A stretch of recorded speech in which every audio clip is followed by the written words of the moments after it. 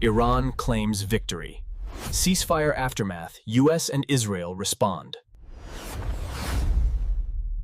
Breaking news tonight, Iran's supreme leader has made his first appearance since the ceasefire, declaring victory over Israel and downplaying the impact of US airstrikes on Iran's nuclear program. Ayatollah Ali Khamenei appeared on state TV in a pre-recorded message, reportedly filmed at an undisclosed location, likely for his own safety, as Israeli officials had openly talked about assassinating him during the conflict. In his speech, the Ayatollah congratulated the Iranian people, claiming they had defeated Israel and the United States. He said the U.S. airstrikes caused little real damage to Iran's nuclear sites, directly contradicting American claims that Iran's nuclear program had been set back by years, and forced. He also mocked President Trump's comments about the Iranian missile attack on a U.S. base, Iranian missile attack on a U.S. base, insisting that the damage was real and that the U.S. needed to show on their own terms. The CIA says Iran's nuclear facilities were severely hit, but elite. Pentagon reports suggest that might be only a few months. Here in the studio, Shoshar Delin from BBC leader explains that the Supreme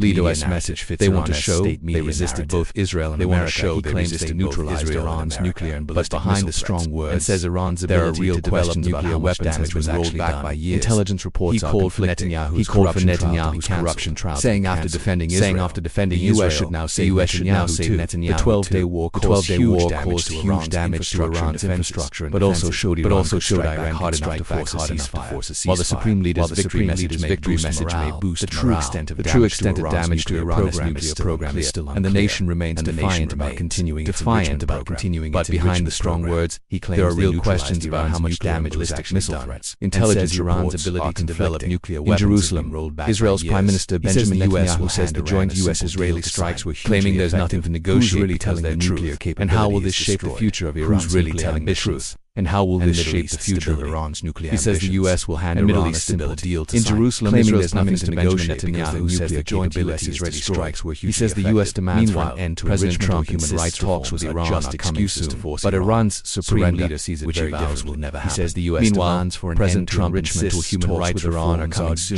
But Iran's supreme leader sees it very differently, which he vows will never happen. President Trump made a surprise intervention in Israeli politics, posting online that Netanyahu great wartime Prime Minister, finally back in Tehran. Professor Hassan Ahmadian says Iranians are skeptical. Professor Hassan Ahmadian as Iran's leaders claim triumph. The U.S. and Israel Iran's leaders claim triumph, and the U.S. and Israel say the threat is contained. Stay with Aegis Network for updates. Breaking news tonight: Iran's supreme leader has made his first appearance.